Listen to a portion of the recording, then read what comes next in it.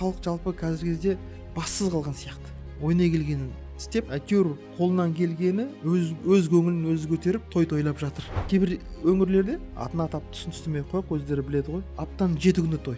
Идеологияны өзгерту керек бізге. Кішкене біз қазіргі кездегі тойлай бергенше жалпы мынау халықты кәсіпке қарай баулуымыз керек. Біріншіден біз мынау даңғаза музыкадан құтылуымыз керек. Кімге керек мысалы? Қалай болса да келмейді. Жоқ, сен кімге керек? 60-қа келген мысалы тойлау керек. Сен не бітірдің мысалы 60-қа келіп тойлайтынды? Не бітірдің? Тірі жүргенің той ма сол? Енді дәл осындай жағдайда той жасау қажет па, қажет емес? Үйлену тойынан басқа той қажет емес. Үйлену тойынан басқа той. Шынында да бізде әлеуметтік желіде мысалы мұштап бір-бірін өлтіріп отқан қазақ.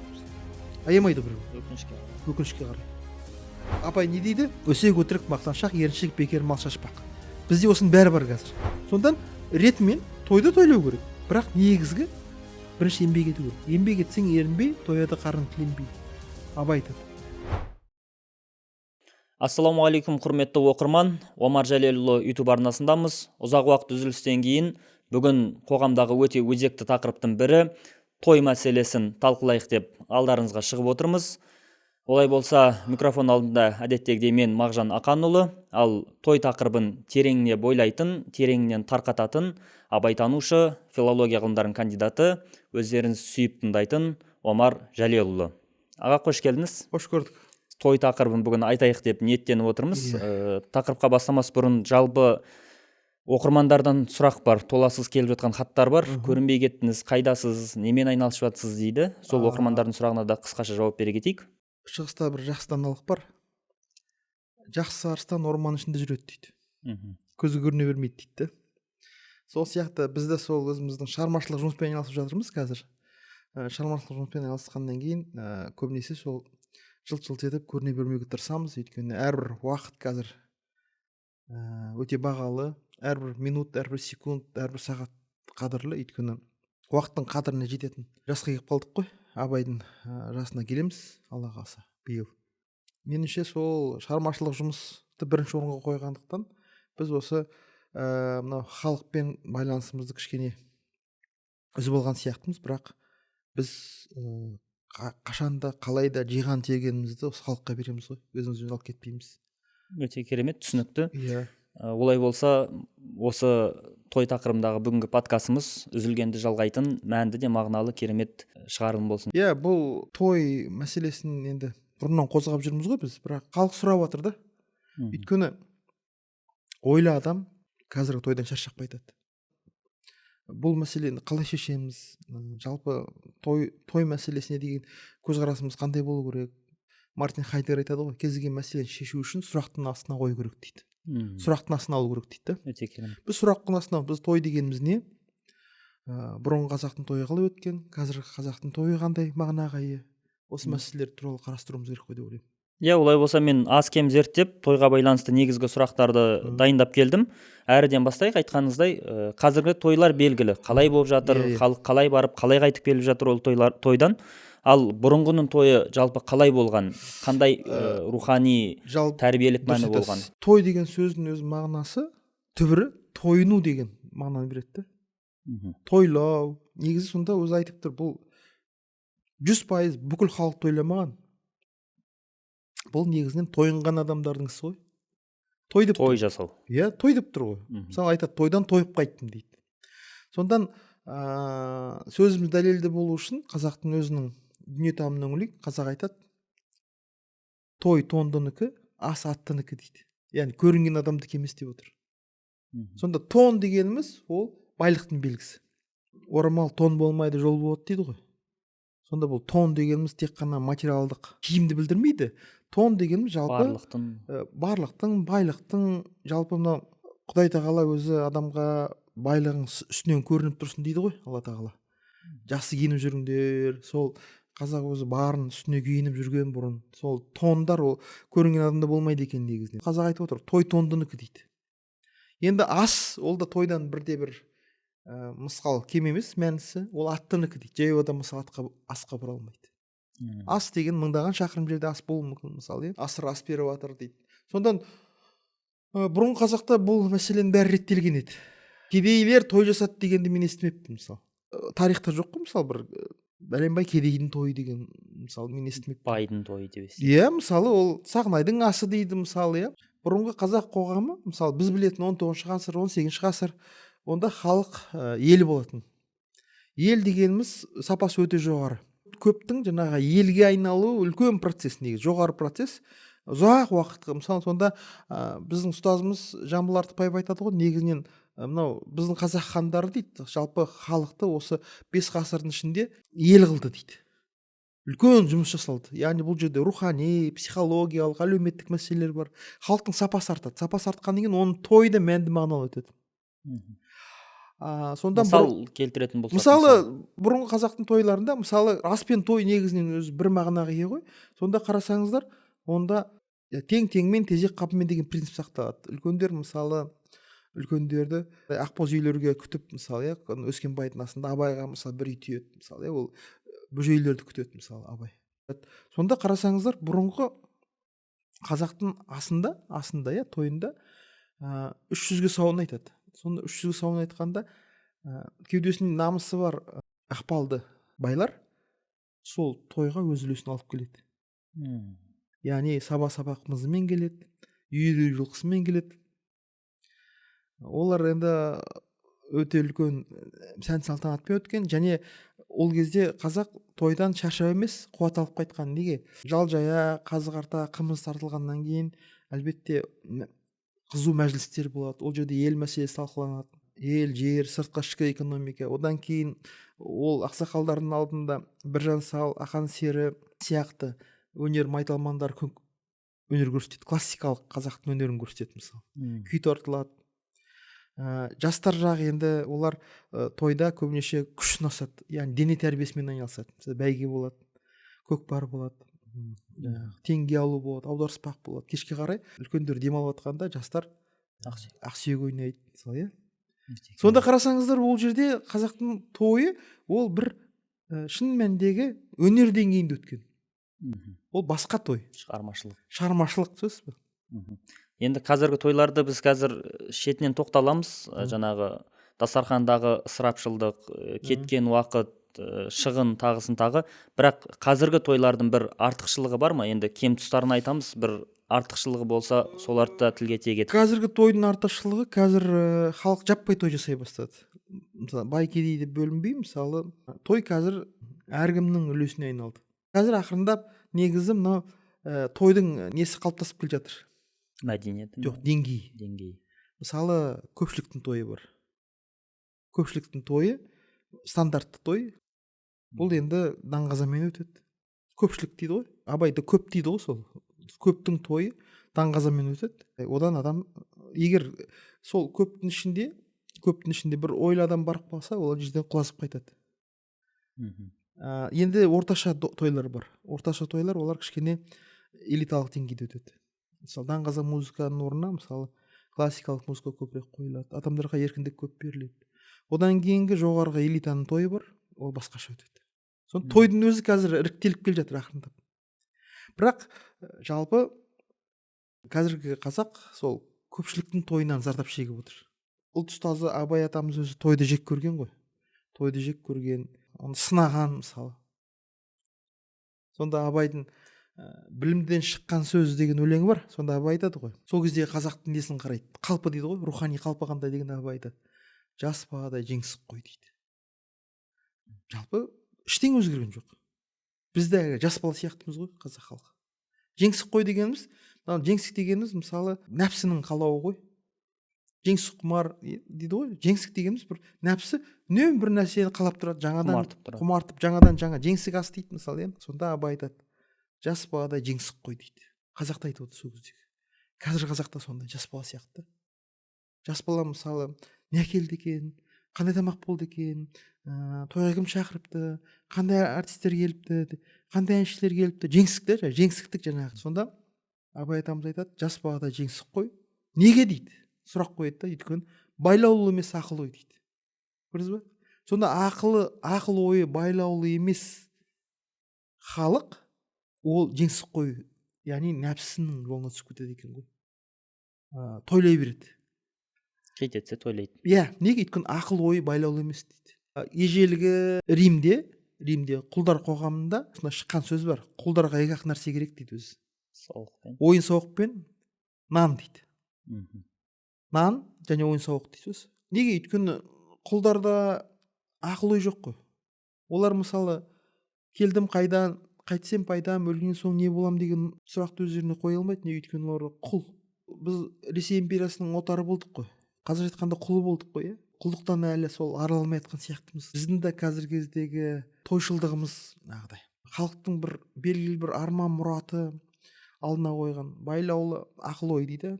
Арман мұраты, мақсаты, биік мақсаты болмағаннан кейін бәлкім халық тойлай беретін шығар. Бір жағынан бұл халықты да кінәлай беруге болмайды. Неге? Өйткені сол халыққа жөн көрсететін, халықты бастайтын халықтың көшбасшылары үнсіз. Халық жалпы қазіргі кезде бассыз қалған сияқты.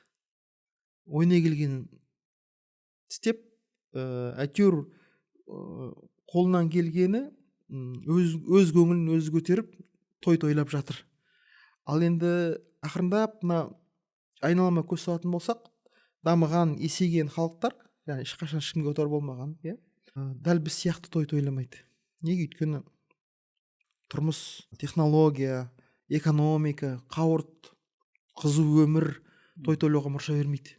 Бұрын тойды байлар жасайтын, Иә. ауқатты адамдар жасайтын болған, ал қазір көпшілік той жасайтын болды. Және көпшіліктің той жасайтын негізгі экономикалық шамасы шарқы жағдайы жетпейді. Оны біз көзбен көріп жүрміз. Қарызға батады, Иә. кредит алады. Абай атамыз ғылым таппай мақтанбатты өлеңінде 5 нәрседен қашық болыңыз дейді ғой. Өсек, өтірік, мақтаншақ, еріншек, бекер мал шашпақ. Осы бекер мал шашпақ деген көріністі біз қазіргі тойлардан көріп жүрміз. Соны тарқататын болсақ. Бұл жерде мындай мәселе бар. Еркін ойлы қазаққа айнала алмай жатырмыз біз. Біз қазіргі кезде көптің ыңғайымен жүретін, көптің ыңғайымен, көп айтса көнді, жұрт айтса болды дейді ғой Абай. Біз сол ыңғаймен жасайды да той. Неге? Ұят болады дейді. Бұл жердегі мәселе енді бар ғой. Жалпы той жалпы жаман емес. Тойды жамандауға болмайды. Неге? Өйткені той Тәңірдің қазынасы дейді. Ол той деген ол барлықтың белгісі ғой, жаңағыда барлықтың, шаттықтың, асып тасудың белгісі негізінен. Мәселе біз той тойлауға былайша айтқан кезде лайықтымыз ба? Қазір айтқанда несіне жетісіп тойлай береміз дейді ғой қазақ. Төрт құбыламыз түгел ме деген сұрақ туады ғой. Шын мәнінде бұл тойдың жасыратын жоқ, қазір қоғамдық дертке айналып кетті. Өйткені той өзінің бұрынғы элитарлық қасиетін жоғалтып, бұл туысқандықты желеулетіп, туысқандық қатынастармен манипуляция жасайтын құралға айналып кетті. Мысалы, кейбір өңірлерде атын атап түсін түстемей қояйық, өздері біледі ғой. Аптан 7 күні той. Жас балада жеңсік қой, байлаулы емес, ақыл ой дейді ғой. Сондай ит мінезге түсіп кетуіміздің себебі ол біздің экономикамыздың дұрыс дамымауы деп ойлаймын. Өйткені қарасаңыз, бізде мысалы көршілес дамыған елдерде заводтар салынып жатса, бізде мысалы сәнді, салтанатты, Абылай ханның түсіне де көрмеген сарайлар салынады. Тойханалар. Яғни той ол белгілі бір деңгейде бизнеске айналған сықылды. Белгілі бір адамдар сол тойдан қыруар қаржы тауып отыр. Ал зардабын қара халық көріп отыр. Қарыз алып той жасаған. Иә. Ал белгілі бір адамдар осыған кәдімгідей семіріп отыр. Кейде мен өзім ойлаймын, мына адам неше түрлі ой келеді ғой. Той тойлаған адамда жалпы ой болмайды ғой. Мысалы, қазір былай қарасаңыздар, жан жағымыз негізі лаулаған өрт қой. Ресей Украинамен соғысып жатыр. Израиль Иранмен соғысып жатыр. Неше түрлі соғыстар мысалы, соған қарамастан біз қаннен қаперсіз той тойлап жүрміз да. Сыртқы мына қауіпсіздік мағынасынан қарағанда, ұлттық қауіпсіздік мағынасынан қарағанда осы мәселені реттейтін уақыт келген сияқты. Негізінен халықты тойға емес, қазір ойға жұмылдыратын уақыт келді. Қазақ неге тойлай береді деген кезде Санжар Керімбай бауырымыз бір подкастында айтты. Халықты кінәлай беруге болмайды дейді. Өзінің арманынан, мақсатынан айырылып қалған халық той тойлаудан басқа нәрсемен айналыспайды дейді. Халықтың бұрын ұлы арманы болды ғой. Ел болсақ деген ұлы арманы болған. Бірақ мынау 150 жылдық Ресей империясындағы отаршылдық, одан кейінгі 70 жылдық мынау қызыл совет империясы кезіндегі ойсыздық кезең, ұлттың аймағының шайылып кетуі, және ұлттық аштыққа ұрындыру, геноцид, зиялылардың бәрін атып тастау, аймағын қайта сыпырып ала беру, осының бәрі жалпы халықтың сапасын кетіріп, халық өзінің арман мақсатынан адасып қалдық. Қазіргі кезде бір тойған шала байлық деген жағдайға жетіп қалдық. Кедейдің бір тойғаны не байған дейді ғой. Біздің деңгейіміз сондай болып қалды қазір, сөзсіз бе? Көргеніміз жаңағы тек той болсын деп желеулетіп, ол идеологияға айналып кетті. Мысалы халықтың арасында тойларда осы идеология жүреді мысалы. Бұл өте қорқынышты идеология негізінен. Тойымыз бітпесін. Қазақтың өзінің жалпы иммунитет бар ма еді бұрын? Иә, әлбетте иммунитеті бар. Мысалы қазақта бұрын тойға деген иммунитет болатын. Қазақ күнде тойламаған бұрын. Қазақ мысалы ол жаңағыдай 6 ай жаз, 6 ай қыс дейді мысалы. 6 ай қыста қазақ тойламаған. Неге? Өйткені тұрмыс қатал болған. Ана малды алып шығу керек болған. Ол арқа басы кеңіп, жайлауға шыққан кезде ғана тойлаған. Жайлауға шыққан кезде ғана мысалы келін түсірген. Бір мезгілде ғана, бір су айналдырған 2-3 айда ғана. Қалған уақытта тіршіліктің қаракетінде болған. Ақиқатын айтатын болсақ, негізі тойдың өтуі тойдың иесіне байланысты. Тойдың иесінің деңгейіне байланысты. Керемет. Сөз бе? Егер тойдың иесі талапсыз, көптің адамы болса, соған орай тамада жалдайды. Соған орай жаңағы әнші шақырады, соған орай жаңағы жартылай жалаңаш билер орын алады. Ойын ойнатады. Сол мысалы тойға барған адамдардың барлығы сол атмосфераға бағынуға тиіс болады. Отыр десе отырады. Тұр десе тұрады. Бұл әрине әлбетте ойлы адамдарға өте ауыр тиеді. Олар тойдан құлазып қайтады. Жалпы халықтың деңгейі түсіп кетеді. Абай атамыздың Масход деген поэмасы бар ғой. Сонда бір ой айтылады ғой. Мен оны кейін түсіндім. Осы тойға барған кезде ашылды бұл негізі маған. Сонда ана Масход деген патшаның уәзірі болады. Содан бір күні Масход айтады, патшаға түсінде түс көреді, айтады, жақында мына жауын жауады. Жауын жауғанда ол улы жауын, оны ішкен адам құтырады. Сонда біз таза су алып қояйық дейді. Сөйтіп олар таза су алып қойды өздері. Енді қалған көпшілік сол суды ішіп құтырады. Сөйтіп жаңағыдай жынданып, елдіріп патшаның сарайына келеді ғой. Сосын патша шығып айтады, сендер кішкене халқым, сендер ауырып қалған екенсіңдер, үйге барып демалыңдар дейді ғой. Сол кезде аналар айтады, мыналар жынданыпты ғой, мыналар біздің патшамыз емес қой деп. Жаңағы тап береді ғой. Сол кезде патша Масходқа қарайды, не істейміз енді? Сонда Масход айтады, құтылар хал болмады мына дудан, біз де ішпесек болмайды жынды судан. Өңкей жынды өлтірер бізді келіп, жынды деп есі дұрыс бізді қуған дейді. Сөйтіп олар да ішіп алады жаңағы судан. Жынды судан ішіп алады ғой енді, уланған судан. Олар да құтырып шыға келеді. Құтырған халықтың алдына келгенде көптің халық айтты, міне енді дұрыс болды, міне біздің патшамыз дейді ғой. Сол сияқты бұл Абай неге айтып отыр? Бұл Абай мына психологияда бар, жаңағыда көптің психологиясы, масса психология дейді. Яғни масса психоз деген ұғым бар. Психоз деген мысалы көптің әсері, көп жынданса сенді аман қалмайсың, сенді жындана бастайсың ол ортада. Белгілі бір деңгейде. Жаңағыдай бәрі араласып кетті. Бір іріктеліп жаңағы сайдың тасындай ылғи өрелі, санасы ашық жігіттер бір жерде жиналу өте қиын қазір. Араласып жатыр. Бәрі араласып жатыр. Бәрі совет үкіметі бәрін араластырып жүрді. Жаңа бай мен кедей теңестірді ғой. Содан біз енді болашақта мүмкін бір іріктелер. Бірақ дәл қазіргі қазақтың тойы мына Абай айтқан кеп қой. Әлгі құтылар хал болмады мына дудан дейді. Біз де ішпесек болмайды жын су. Сен еріксіз тойға барғаннан кейін тамадалар негізі бұны асаба деп айтуға болмайды. Асаба деген ас реттеуші адам дейді екен.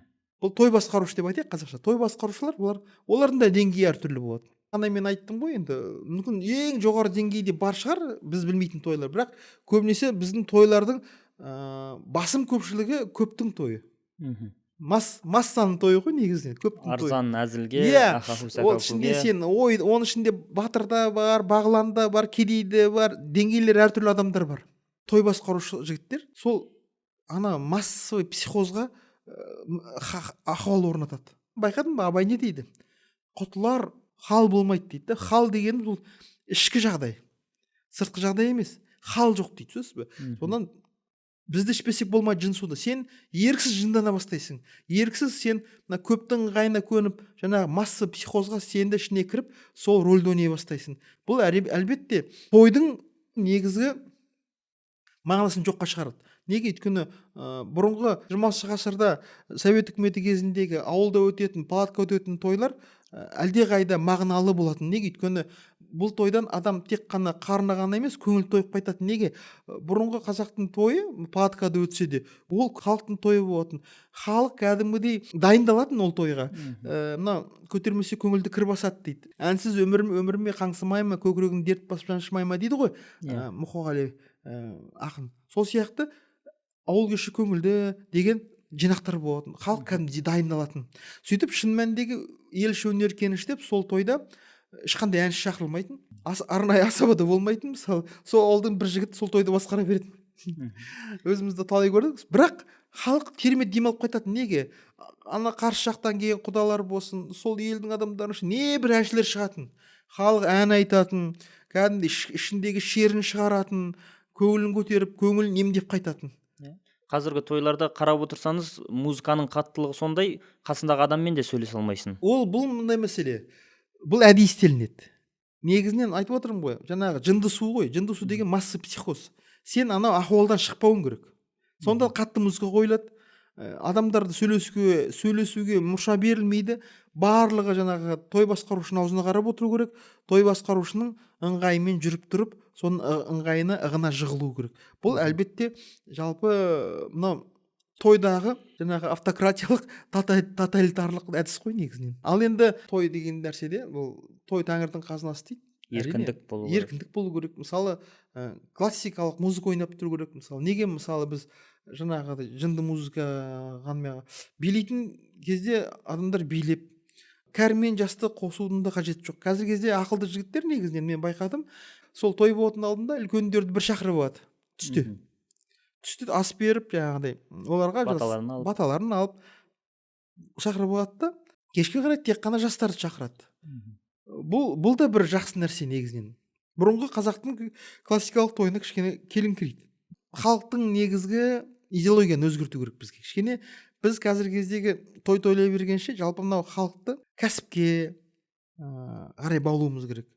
Мысалы, кішкентай ауылдарда болсын, мысалы, мини заводтар салып, тер өңдейтін, жүн өңдейтін, мысалы, кәсібі бар адам өзі тойға нетпейді.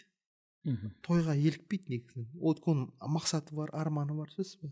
Ал енді тойды жасау керек. Қашан сен өзің той жасайтын деңгейге жеткен кезде асып тасып жатсаң, мысалы, қазіргі кезде әрине әркімнің өзінің мысалы шыққан биігі жоғары дейді ғой, әркім той жасасы келеді мысалы. Бірақ енді тойдың да тойы бар. Мысалы, соған бір тоқталып өтсек. Мысалы, қазір бала туғаннан бастап шілдехана, бесік той, одан кейін тұсаукесер, мектепке барады. Қазір әскерге барғанын, келгенін барлығын тойлап кетті. Сосын мен замандастарым мысалы 30 жастарын тойлап жатыр. Сіздің замандастарыңыз 60 жасын тойлайды. 60 тойлап жатыр. Сөйтіп тойдан көп нәрсе жоқ. Ал тойлану керек болған негізгі тойларды атап айтатын болсақ. Негізгі анау кім айтты ғой? Шаншардың актері. Сол айтты ғой, сол кісі айтты. Маған сол кісінің айтқан пікірі ұнады. Негізі екі-ақ той тойлану керек деді. Біреуі қыз ұзату, екіншісі жігіттің үйленуі деді. Болды, сол қалғандарын сол ауыл аймақ, туған туысқанмен ғана өткізсе болады. Негізі біздің бұрын совет үкіметі кезінде мысалы тұсаукесер немесе жаңағыдай ырымдап бір әйтеуір шашуын шашып, аналарымыз мысалы 2-3 әйелдің басын қосып өздері тойлап жатады мысалы. Кішкентай ғана көлемде. Мысалы жаңағыдай шілдехана деген сияқты мысалы.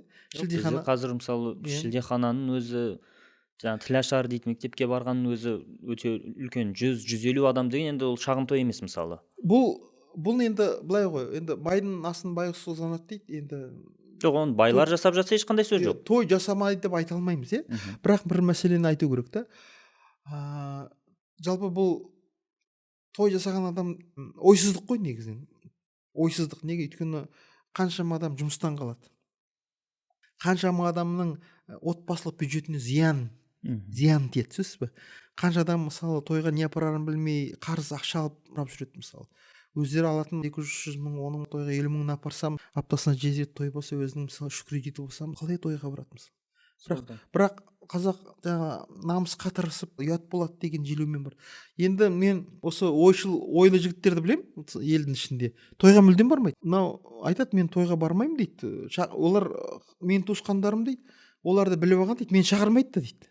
Неге? Өйткені біледі дейді, мен бармайтын. Өйткені мен тойға барсам шаршап құлазып қайтам дейді. Өзім бар жиған тергеннен айырып тоналып қайтам дейді. Мен неге тойға баруым керек? Үлгі ғой, мысалы Қаныш Сәтбаев, мысалы, атамыз тойға бармайды екен. Сонда ол ғалым ғой, сонда Қаныш Сәтбаев атамыз айтады екен, мен тойға барсам, біріншіден мен жұмыс кестем бұзылады, екіншіден мен тойды көп тамашалап қоямын, мен асқазаныма зиян тиеді, ол менің денсаулығыма зиян тигеннен мен жұмыс сапама әсер етеді дейді екен. Асқар Жұмаділдаев тойға бармайды, мысалы жеке адам тоқтата алмайды бұл процесті негізінен. Сен қалай көпке қарсы тұрасың мысалы? Сондан бұны жоғарыдан реттеу керек сияқты. Мүмкін. Оған да қазір тоқталамыз. Көрші елдерде қандай шектеулер бар, біз қандай шектеулер қоя аламыз. Енді оған дейін той, мысалы қазақ ұялмайтын нәрседен ұялады да, ұялатын нәрседен ұялмайды деп Абай атамыз өз қара сөзінде айтады, Сіз айтқандай жаңа тойға ұят болмасын деп барады, шақырған жерден қалмау керек деп барады. Мен той жасамасам да ұят болады, мені шақырған адамдар бар деп, осындай ұят болады деген сөздің желеуімен қазір өзінің жаңа қарыз алады, қиын жағдайға түседі, 5 сағат өтетін тойға 5 жылдық кредит алып, осындай қисынсыз дүниелерді жасап жатыр. Негізі мынау бір қызық жағдайды айтайын сізге. Жақында сол Жамбыл Омарұлы Артықбаев ұстазыммен әңгімелесіп отырғанда, сонда былай дейді ол кісі. Жалпы мынау қазақта бұрын той бір-ақ жақта жасалады екен, қыз жақта. Ұзату. Жігіт жақта той болмайды екен. Бұрын деген ол қай уақытта? 19 ғасырда дейді. Мысалы қазақтың дәстүрлі қоғамында сонда айтады, мысалы қалың малын береді. Қалың малын бергеннен кейін сол қалың малға қыздың жасауы жасалады. Жасау дегеніміз экономикалық. Қалың мал дегеніміз ол қыз сату емес, ол болашақ отбасының базисі, яғни іргетасы. Ол сол қалың малға тіпті кейде қалың малдың өзі жетпейді, оған тағы сонша қосып қыздың жасауы жасалады. Жалпы қыздың жасауының бай болуы қыздың сол келген келін келеді ғой, енді сол келген өз ортасында оның статусы, оның беделі жасаумен өлшенеді екен. Сонда ана жетім қыздың жасауындай деген сөз бар қазақта. Мысалы жетім қыз болса, жасауы оның әрине нашар болғанда оның беделі болмайды, мысалы, келген ортасында. Сонда сол Жәкең айтады, сол тойды дейді қыз жақсы жасайды, қыздың некесі сол жақта қиылады, қыз жақта. Қыз жақта болатын тойдың малын жігіт жаққа апарады дейді. Былайша айтқан кезде кооперация ғой. Жаңағы бірігіп жасайды. Көрдіңіз бе? Шашылмайды. Мысалы, қыздар той жасайды, қыздың малын, тойдың малын жігіт жаққа апарады. Енді әрине, оның жаңағы тек қана малға байланысты емес, басқа да шаруалар, сан түрлі шаруалар бар ғой, бірақ негізгі осылай жасалады екен, негізі бұрын қазақтың дәстүрлі қоғамында. Енді жастар жағына келетін болсақ, мысалы қазір жастардан көп естиміз, тойға кететін шығынды мысалы біздің үйімізге алғашқы жарна қылып берсе, ол көп көмек болатын еді жас отбасыға, немесе оған тойға кететін шығынды басқа көлік алып берсе, біздің жүріп тұруымызға ыңғайлы болатын еді. Яғни екі жастың ары қарай отбасы болып кету үшін материалдық демеу қажет қой. Солай жұмсайтын болса, бұл бізге әлдеқайда жақсы болар еді деген ой айтылады жастар тарапынан. Қазір енді бұрын қалың малға берді ғой, мысалы 47 дейді. 47 дегеніміз енді 47 қарабас, қазір бір мысалы бір қараң $1000 тұра ма шамамен? Шамамен, Шамамен, сонда $47,000, Шамамен. $47,000-ға мысалы бір үй келеді ғой қазір. Шамамен. Мен өзім ойлаймын, сол қалың мал мәселесінде қазіргі кезде көрпе жастық, жаңағыдай мебель мысалы керек болмай қалды ғой қазір. Мысалы қазіргі кезде мына минимализм заманында оның бәрі қолжетімді болып қалды. Мен өзім ойлаймын, тойда болу керек, бірақ сол екі жақ бірігіп, мысалы мына сол жас отбасының жаңағы бұрынғы қазақтың дәстүрімен жасауын жасау керек қыздың. Қыздың жасауы қазіргі кезде пәтер болса жеткілікті сияқты негізі. Қалған нәрсе оның бәрі ұсақ түйек нәрсе, қазір өте қолжетімді ғой. Ыдыс аяқ, көрпе жастық деген мысалы оның бәрі қолжетімді. Соған шығынданбай негізгі мынау тұратын үйін жасап берсе, екі жақ бірігіп мысалы. Сосын тойын жасай берсін, бірігіп жаңағыдай. Тағы да бірігіп, шығынданбай, қатты шығынданбай мысалы, бірігіп жаңағы жасаса нұр үстіне. Бұл қазақтың дәстүрінде солай өзі негізінен. Қалың мал деген кезде көп адам ойлайды, қызды сатады. Жоқ, қалың мал дегеніміз, мен өзім ойлаймын, ол қалың деген көп қой, ол болашақ отбасының экономикалық іргетасы. Яғни үйі жоқтың күйі жоқ дейді ғой мысалы. Сол үйі болған жастардың ғана күйі болады негізінен. Содан бұрын қазақ сол отау дейді ғой, сол отаудың жағдайын жасайтын болған. Мысалы, ал енді тойға келетін болсақ, бұның енді прагматикалық көзқарас бойынша той неге керек деп ойлаймыз ғой. Енді бұның сакральды жағы да бар, оны да ескермесек болмайды. Мысалы, мынау әрбір қыз бала негізінен армандайды. Ақ көйлек кисем деп, фата кисем десіз бе, той жасау армандайды да. Сондан ол мысалы қыз бала тойға шығып, ақ көйлек киіп, елдің ықыласына бөленіп, үлкендерден бата алып, ұзақ жолға мысалы бата алу мысалы өте орынды нәрсе негізі. Қанша тілектер айтылады мысалы, көптің тілегі көл дейді. Бұны да ескеру керек негізі. Және егер жақсы той басқарушы болса, той бұл негізінен тәрбиенің құралына айналып кетеді. Дұрыс. Осы нәрсені тағы да айта кетсек, енді біз қазір тойды толықтай болмасын деп жатқан жоқпыз, немесе біз оны тоқтата алмаймыз.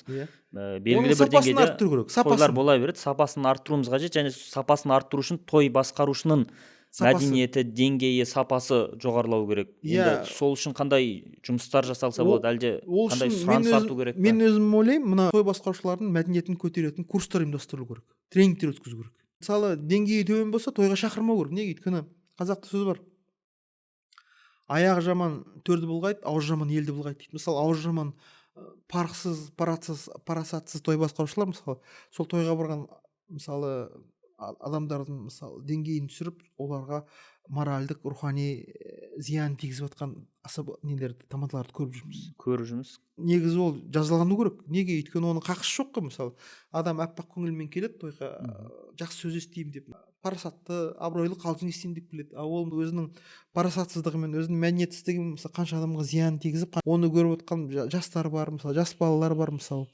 Қазіргі кезде енді әргі адамның үйінде тастап кететін мысалы ата жоқ, кішкентай балаларды алып барады мысалы. Ол да бар. Жалпы бұл да кішкене, бұны да реттеу керек негізінен. Меніңше жаңағыдай кейбір жерлерде өте жақсы ұйымдастырылған, мысалы кішкентай балаларға арналған арнайы бөлмелер жасақтап қояды. Оларға арнайы күтушілер, арнайы көңілін көтеретін адамдар жалдап қояды. Ол да жақсы. Балаларды жаңағыдай, олар қандай үйінде әркімнің мысалы шамасы жоқ қой тастап кетуге, мысалы үйінде оларды да реттеп қою керек. Сосын жалпы мен тойға қарсы емеспін. Мен мынау ненің тойына қарсымын. Тобырлық тойға қарсымын. Тобырлық тойға.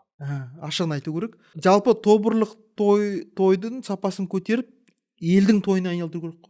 Сол кезде тойдың мәндік, мағыналық. Адам тойға қойылатын талап, тойдан адам негізі той болмаған жерде ой болмайды дейді. Негізінен мен өзім ойлаймын, жалпы біз қазір ойлы тойлар жасауымыз керек. Өйткені заман өзгеріп жатыр ғой.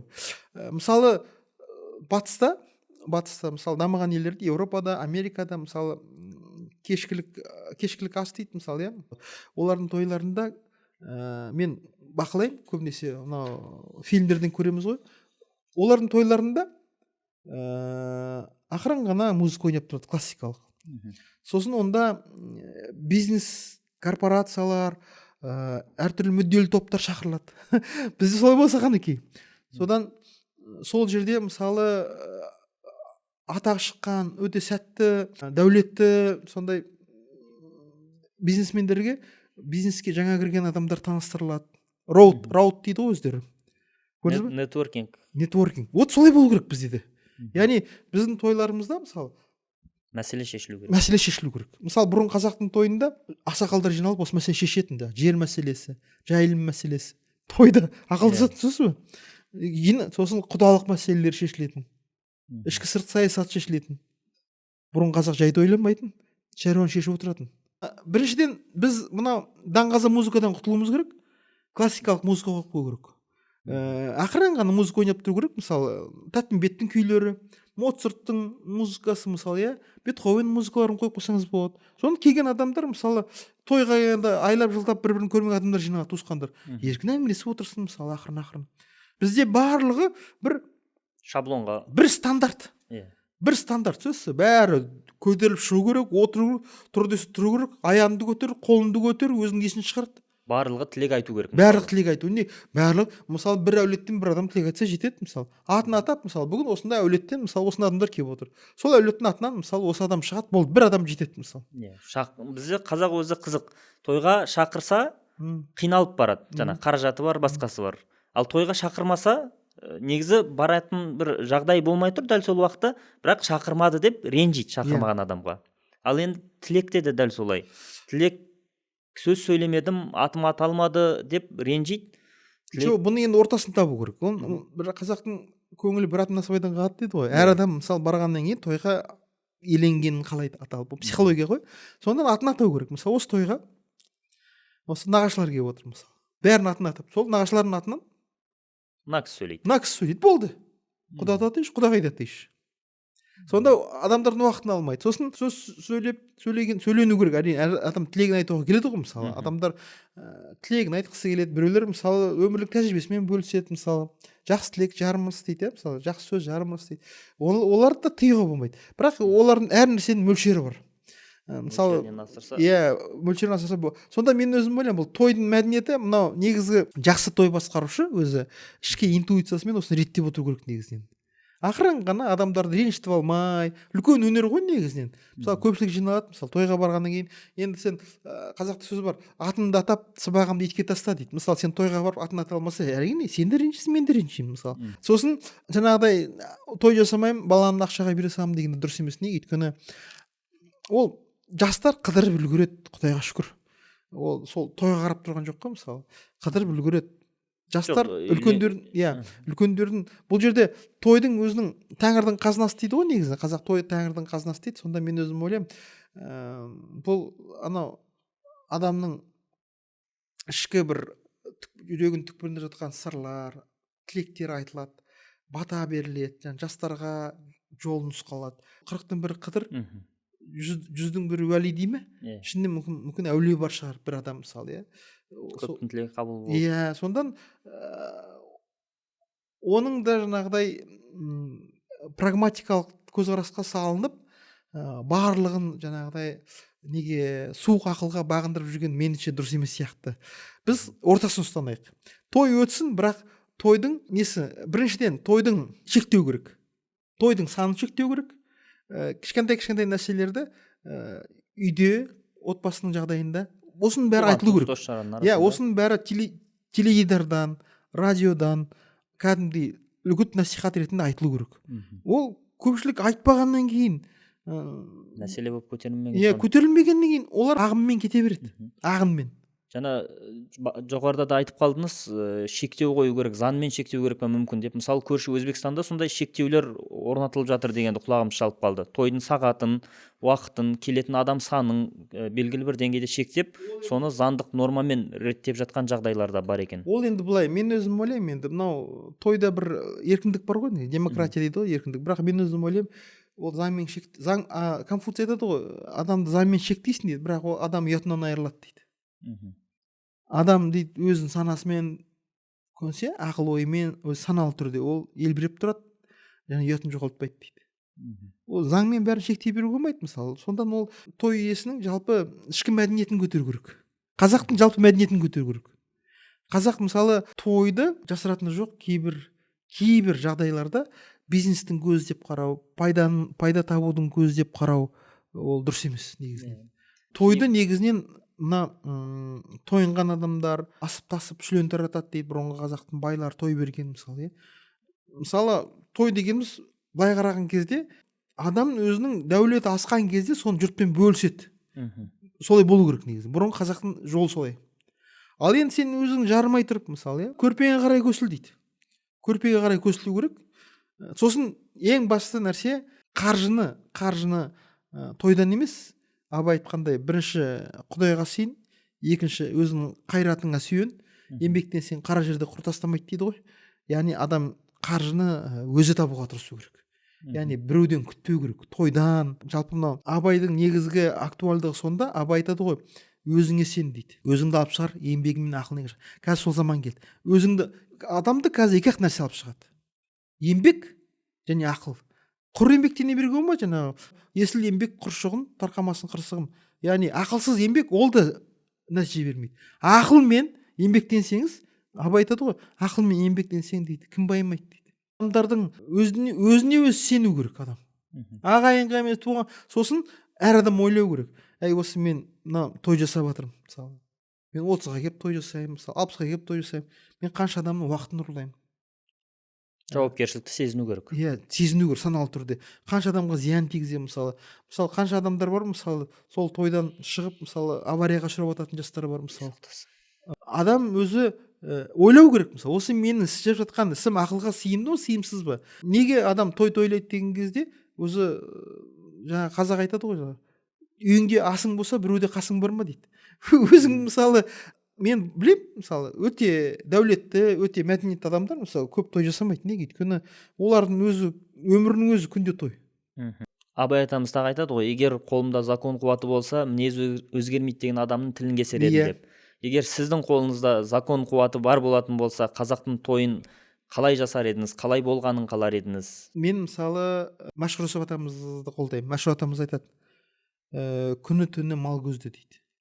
Мал көзде дейді. Мал көзде дегеніміз жаңағыдай еңбек жоқ, экономикалық сананы алға тартып отыр. Мен айтар едім, мысалы, қазақтың тойын ұйымдастырғанда да сол тойда мәселе шешілетіндей қылып, кәсіп иелерін шақырып, мысалы, әр той тойлап, апама да барайын, тайымды да алып қайтайын дейді ғой. Меніңше сол екі нәрсені нету керек. Мысалы, батыстан үйренетініміз сол. Олар мысалы званый ужин, вечерний раут дейді, шақырған кезде олар кәсіп мәселе шешіп отырады. Бұл тойдың зияны, жаңағы көпшілік тобырлық тойдың зияны не дегенде, бұл ит мінез қалыптастырады. Білесіз бе? Ит мінез. Нәпсіге байланысты. Иә, сонда Абай айтады ғой, бағана айттық қой, білімден шыққан сөз деген. Жас бағада жеңсік қой, байлаулы емес ақыл ой. Ойлағаны айт пен той, ыржаң қылжаң ит мінез дейді. Біздің бүкіл мына қазіргі қазақтың 99% шығар мүмкін сол тойлар. Ит мінез қалыптасумен айналыстырады. Неге? Жаңағы той басқарушылар ыржаң қылжаң. Ит мінез, түсінесіз бе? Яғни адамның нәпсісін қоздырып жүреді деп отыр, түсінесіз бе? Мысалы, Абай мысалы Семейге барғанда, ол той жасамаған. Көкбай айтады, Семейге Абай келсе күнде думан дейді. Думан да ол кәдімгідей думан. Яғни ол жерде әншілер шақырылады, жаңағыдай. Скрипка тартады, ертегі айтылады, мәжіліс құрады, сөзсіз бе? Көрдіңіз бе? Яғни арзан әңгіме айтылмайды. Ол жерде сол Абайдың жаңағы Семейге келген кезде думан дегеніміз сол мектеп. Абайдың қасындағы жастарды өсіріп шығаратын үлкен мектеп. Абайдың жүрген жері солай болған. Ойлы сөз айтылады, мысалы, мәжіліс құрылады. Жаңағыдай талапты жастарды өнерін шыңдайды. Той солай өту керек. Сосын жаңағыдай жалпы тойда бұрынғы қазақтың дәстүріне қайтып оралуымыз керек. Кез келген тойға қатысқан адам бір өнер көрсету керек. Өзінің бойындағы өнерін халыққа паш ету керек. Талап қою керек сөйтіп. Сырттан әнші шақырмау керек. Өйткені ол сырттан шақырған әншілер, олар халықты алдайды, олар фонограммамен айтып кетеді, мысалы. Яғни былай айтқан кезде мақтанды қою керек. Мысалы, той иесіне мақтан да, мақтан ол шайтанның ісі дейді, Абай айтады. Пайда мақтан әуес қой, шайтан ісі. Ол шайтанның ісі, сен шайтанның қармағын іліп отырсың ғой. Мысалы, мен тойыма бәленбай әнші келіпті. Фонограммамен келіп. Ол фонограммамен келе ме, аузын жыбырлатып кетті ме, оған ешкім шаруасы жоқ. Неге? Мақтан. Енді керемет болды. Түсінесіз бе? Сонда Абай айтады, қырт мақтанды қою керек дейді. Ол қырт мақтан, түсінесіз бе? Менің тойымда адамдар рахаттанып, демалып, көңіл көтеріп, ән айтып, рухани өсіп кетті деп мақтану керек. Арқа жарқа дейді ғой. Иә, халықтың ғылымын арттырып, білімін арттырып, өнерін арттырып, оның, яғни тек қана тәни саулығын емес, оның рухани саулығын арттырып жүру керек. жан азығын беру керек. Тән азығын ғана емес, жан азығын алып, адам тойдан демалып қайтып, кейіннен сол тойдан алған энергиясымен қырып жапырып жұмыс істеп, бизнес жасап, жаңағыдай сол энергиямен біраз шаруа тындыратындай шығу керек қой тойдан. Енді бұл нәрсені жүзеге асыру үшін ең алдымен той иесі мықты болу керек, Той иесі- талғамы жоғары болу Той керек, иесі мәдениетті болу керек. Мәдениетті Жалпы болу керек. той иесі жалпы той басқарушыны жақсы таңдау керек. ақылдасу керек. Өзің, қазақ айтады, өзің ақылың жетпесе, ақыл сатып ал дейді. Мгм. Мысалы, осында бір талдықорған жігіттері болды, маған келіп ақылдасты. Аға, біз бір той өткізсек қалай өткіземіз? Сосын мен айттым, сценарийін жаздық. Осылай өтеді. Осылай өтеді. Тура осылай өткізді. Мысалы, тойды мәнді мағыналы қылып, мысалы. Ақылдасу керек. Мысалы, Келісіп пішкен тон келте болмас. иә, ақылдасып, мысалы, былай ғой, ол тойда бір проект қой. Сен оған қанша не саласың? Pay attention дейді. Ықыласын саласың. Қанша энергияны жұмсайсың, сонша ол саған қайтарым береді. Бағана сіз басында бұрынғы палаткада өткен тойлар жақсы өтетін еді деген кезде мен ойыма осы дүние келді. Ол тойда мысалы туған туыстың, көрші қолданның үлесі болатын еді ғой. Барлығы қолдан, тамақты қолдан дайындайды. Шын ниет, бүкіл ауыл адал жұмылатын пейіл деген сияқты. Ол шынында мереке болады. Қазіргі тойларда сол ықылас, көңіл деген нәрсе жоқ болып кетті да, бұл бір жаңағы табыс табудың көзі болғаннан кейін барасың, ақшасын бересің, тамақты да солай пісіреді, жаңағы даяшылар жүреді деген сияқты, сол көңіл азайып кеткен сияқты қазіргі тойларда. Иә, енді ол недегі заман өзгеріп кетті ғой қазір. Қазір мысалы енді қазіргі қазақты палаткаға қуып алмайсың. Иә, ол көңіл мәселесі де бұл жерде. Өкіс аттай желмейді, заманға айтып кетті. Заман өзгеріп, заманына қарай амал дейді ғой. Сол көңілді қайтсек қайтарамыз деп. Бұл көңілді қайтару үшін мен ойымша қазіргі адамдар, мысалы, тойға барған адамдар сол тойдың жақсы өтуіне үлес қосу керек. Яғни мықты әнші болуың шарт емес. Сен әрбір барған адам, мысалы бұрынғы қазақтың дәстүрі бойынша, той десе жаңағыдай, қазақ бұрын жақтырмаған ғой, мысалы әншейінде ауыз жаппас, той дегенде ауыз ашпас дей ме? Иә. Мысалы бұрын қазақта неге қазақ өнерлі болған? Өйткені қазақ бұрын келген қонақтан, мысалы бұйымтайым недегі қонақ кәде дейді, мысалы бір ауылдың 6 ауыз айтылады, одан кейін қонақ кәде, келген қонақ өнерін көрсету керек. Сонда қараңыз, қазақтың өнерінің кереметтігі сондай, деңгейі қоғамның. Қонақ өзінің өнерін көрсете алмаса айып тартқан, жазаланған кәдімгідей. Не ақысын төлейді, немесе жаңағыдай оны әртүрлі келемеж қылып, немесе жаңағыдай арқасынан орманмен ұрып дегендей. Меніңше ойлаймын, бізге өзі өнер қашан дамиды? Өнер сұраныс бар жерде ғана дамиды. Егер біздің мысалы тойларда адамды біз тойларда тек қана ішіп жеуге келген, тамашалауға келген, жаңағыдай не сияқты көреміз да, өнер иесі ретінде қарамаймыз әрбір адамға. Келіп отырады, кетеді. Иә, былай ішіп жеп жаңағы бордақыланған мал құсап, мысалы, тойып, мысалы, денсаулығына зиян келтіріп кетеді, мысалы. Той иесі кең мағынада ұлттық деңгейде, мемлекеттік деңгейде ойлау керек. Мысалы, менің тойымнан адамдар демалып қайтса екен, менің тойымнан мысалы адамдар бір нәрсе үйреніп қайтса екен, менің тойымда мысалы адамдар тәттім бетін күйін тыңдап, мысалы, мысалы классикалық әншілерді шақырып, мысалы даңғаза музыканың орнына, мысалы, бізде көп қой мықты, мысалы күйшілер бар, мысалы, Қайрат Айтбаев. Бірақ оны шақырсақ тойым керісінше қызықсыз өтеді деген түсінік бар да. Олай емес. Әрбір қазақтың мысалы жүрегінде, жаңағы ұлттық код дейді ғой, ол бұғып жатыр негізінен. Жақсы әнге деген, жақсы күйге деген сұраныс. Адамды тәрбиелеу керек, талғам.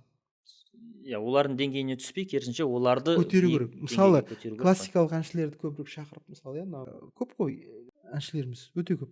Оларды мысалы шақырып, мысалы, кәдімгідей домбырамен, жалпы өзіміздің домбырамен, қобызбен, мысалы, жаңағыдай тәттім беттің күйлерін тартып, мысалы, сосын мен өзім ойлаймын, той басталған кезде холлда мысалы, мысалы егер әрине жағдайыңыз болса, мысалы қазақтың мысалы оркестрін мысалы шақырсаңыз, олар мысалы күй тартып отырса жанды.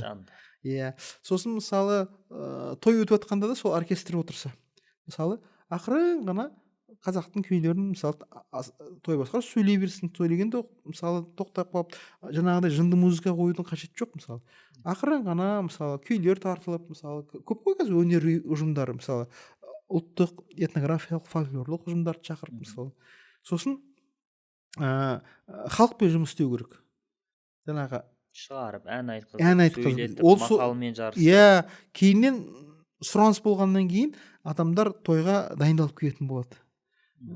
Сосын жаңағыдай бұл бір мәселе, тойдың несін көтеру мәдениетін. Екіншіден, жалпы тойды шектеу керек.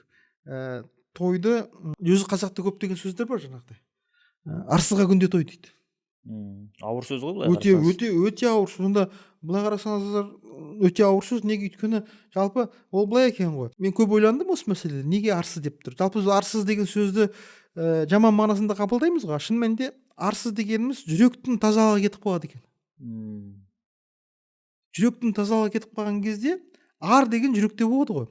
Ар деген тазалық деген сөз. Жүректің тазалығы кетіп қалғанда, жүректің айнасы кірлегенде адам проблемаларды көрмей қалады екен. Оған мысалы ел мәселесі, жер мәселесі, әлемде не болып жатыр, мысалы тіпті өзің жеке проблемам, келдім қайдан, мысалы қайтсем пайдам, өлгеннен соң не болам деген сияқты шәкәрімнің үш сұрақтар оған қызық емес. Неге? Өйткені жүрегі кіріліп кеткен. Ойсыз күйсіз.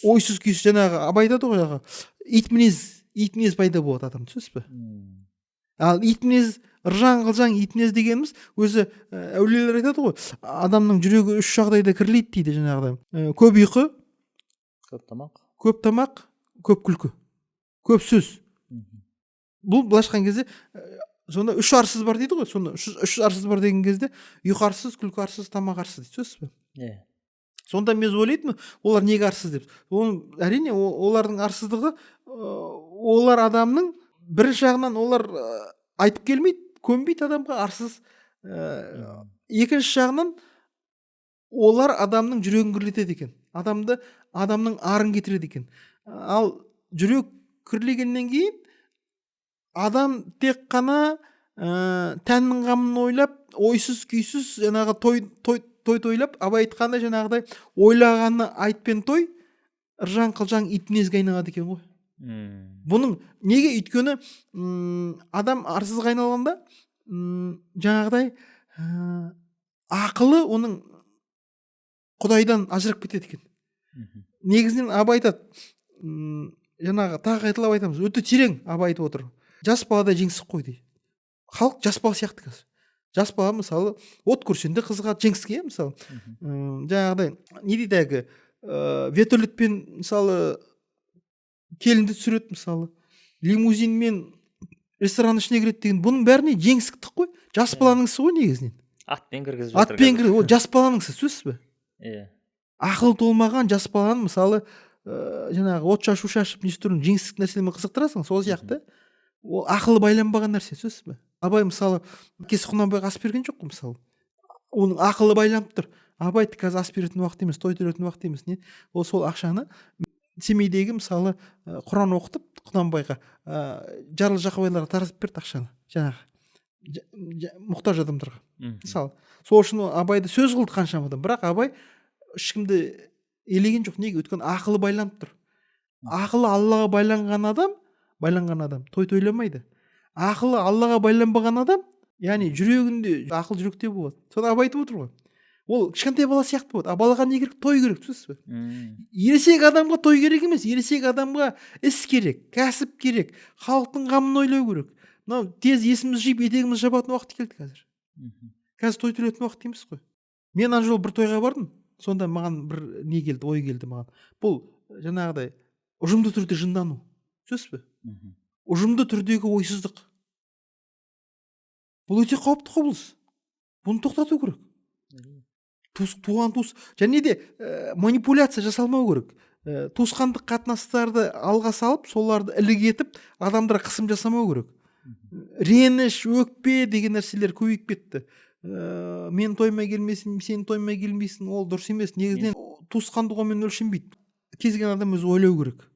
Менің осы істеген ісімнен басқа адамдарға зиян тигізбесе екен. Жасады, мысалы, қаншама адам ертең мысалы жұмысқа барады мысалы, иә, мысалы мен кетіп қалса ренжиді, мысалы, бірге екі киімде отырады, ол ұйқысы қанбайды, ол жұмыста сапасыз, мысалы, қолын кесіп алуы мүмкін, мысалы, иә, токарь болса, столяр болса, мысалы, не болады? Следствие дейді ғой орысша. Иә, оның салдарын ойлау керек қой, мысалы. Яғни сен әрбір ісіңде, осы мен істеген ісім жұртқа зиян тиіп кетпесін деп істеу керек. Ойлау керек жұртты. Тереңнеп ойлау керек. Иә, сен өзіңді ғана ойламауың керек. Жаңағы мақтанға салынып, мысалы, сен 30-ға келген кімге керек? Кімге керек? 60-ға келген, мысалы, тойлау керек. Сен не бітірдің, мысалы, 60-ға келіп тойлайтындай? Не бітірдің? Тірі жүргенің той ма сол? Ондай өмір итте де бар деген сияқты. Жоқ, не үшін тойлайсың сен? Дұрыс, иә. Мақтан ғой оның бәрі. Ал егер достармен араласудың нелері көп, мысалы, формалар. Омыртқаға шақыр, жай қонаққа шақыр, достарын көргің келсе, мысалы. Отырып әңгіме айт, мысалы, туысқандарыңды шақыр. Ал енді жұрттың бәрін дәл жұмыс аптасының дәл ортасында той жасау, бұл жаңағы жас баланың ісі ғой негізінен. Ақыл байланбаған адамбыз. Өте керемет, енді ашылып жатқан сияқты мына мәселелер. Мына жаңағы 30-ға толған, 60-ға толған кімге керек? Не үшін тойлайсың? Сен кімсің, мысалы? Сен не бітірдің, мысалы, той тойлайтындай? Ойландыратын дүние. Қазақ өзі айтады бұрын. Бәрің әнші болсаңдар, жын боларсыңдар дейді. Бәрің қойшы болсыңдар, құл боларсыңдар дейді. Қазақ ортасын ұстаған. Бәрі әнші болып кетпеген. Бәрі қойшы болып кеткен. Бір шамасы ән айтқан, бір шамасы экономиканың тұтқасын ұстаған. Неге? Экономикасы тұтқасын ұстаған адамға әнші көңілін көтереді. Қойшы әншінің жағдайын жасап береді. Баланс. А біз жаппай әнші. Енді жаңа үш арсыз дегенді қарап отырсақ, мысалы, үш арсыздың екеуі сол тойдан көрініс тауып отыр. Тамақ арсыз дейді, тойдағы тамақтар, мысалы, еттен кейін екінші тағамда келеді, екінші дастарханға. Яғни айтып отыр ғой жаңағы, үш арсыз дейді жаңағы. Тамақ арсыз, ұйқы арсыз, күлкі арсыз. Енді қазіргі мысалы той басқарушылар, мен халықты күлдіре алсам болды, керемет той басқарушымын, керемет тамадамын деген түсінікте. Иә. Тойды жасап отқан адам да тамадан сол несіне қарайды. Жаңағы халықты қаншалықты күлдірте алады деген жағдайына қарайды. Енді мына нәрсені ескеру керек. Жалпы біз халық негізі көп қой. Көпті мысалы дұрыс бақсаң, ол елге айналады. Көпті. Сол бағушылардың ішінде той басқарушы да бар. Елді бағушылардың ішінде. Ал енді көпті бақпасаң, ол тобырға айналады. Сөз бе? Сондан көпті бағу керек. Айтады ғой, елге бағым жоқ деп. Бағу дегеніміз ол идеология. Мысалы, байқайсың ба, мысалы, бізде телевидениеда бірде-бір ойлы хабар жоқ. Иә, бірақ кезінде мысалы ұят болмасын деген керемет бағдарламалар ғой, алтын сақа. Интеллектуалды хабарлар неге жоқ? Өйткені халықтың тобыр деңгейінде қалуы кейбір адамдарға пайдалы сияқты. Мүмкін. Яғни халықты осындай деңгейде ұстап отыр, сөзсіз бе? Яғни жалпы тобырды басқару оңай ғой. Мысалы, той тойлап жүрген адамның мысалы ақысы кетіп жатыр, мысалы, жері кетіп жатыр, үлесі кетіп жатыр, ештеңе хабар жоқ қой. Неге? Өйткені той тойлап жүр. Ой жоқ. Бұл белгілі бір саясат сияқты. Өте өзекті. Иә, бір бағдарламаға барған кезде де осы мәселені қозғаған болатынсыз. Саясатпен айналыспасаң, саясат сенімен айналысады. Бүйтіп ойсыз жүруіміз белгілі бір адамдардың мүддесі секілді деген мәселен. Иә. Мен сол ойымнан әлі де қайтқан жоқ. Меніңше солай сияқты. Ол да мүмкін. Өйткені халықтың сапасын көтеру керек қой. Мысалы, халықтың сапасын көтерген кезде халық мемлекеттің қуатын арттыра бастайды. Халық жасампазға айналады. Той тойлаушыға емес, жасампазға айналу керек қой. Біз қазір халықты жаппай той тойлаушыға айналдырып жүрдік. Бұл өте қауіпті нәрсе. Кезінде жақсы бағдарламалар болды, жаңағы алтын сақа, ұят болмасын деген сияқты халыққа ой салатын. Ал қазір қалаулымды жабылып жүріп жаптыра алмады мысалы. Сондан қазіргі кездегі негізгі сахна төрінде еңбек адамдары болу керек. Ғалымдар, әсіресе ғалымдар. Сосын мынау Абай атамыз өзі айтады ғой, мақтансақ дейді. Мақтансақ. Бірақ нәрсе мақтану керек дейді. Ол ғылыммен мақтану керек дейді. Қалған бәрі қырт мақтан дейді. 60-қа келген, 40-қа келген, шашылып той жасаған, оның бәрі қырт мақтан. ғылым таппай мақтанба. Ғылым таппай мақтанба. Болды. Қызық оқиға болды. Жамбыл ағамыз бар ғой, мен ұстазым. Жәке, Абайдың тойына неге бармадың деп сұрадым да.